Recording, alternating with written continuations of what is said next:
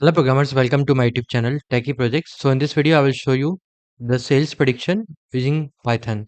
So user have to enter the details like ship mode, segment, region, category, subcategory, okay, product name,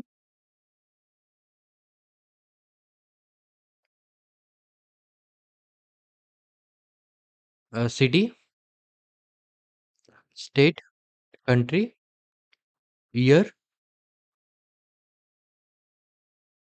month, day, discount, competitor price, price elasticity, order days and the ship days. And then click on the predict sales.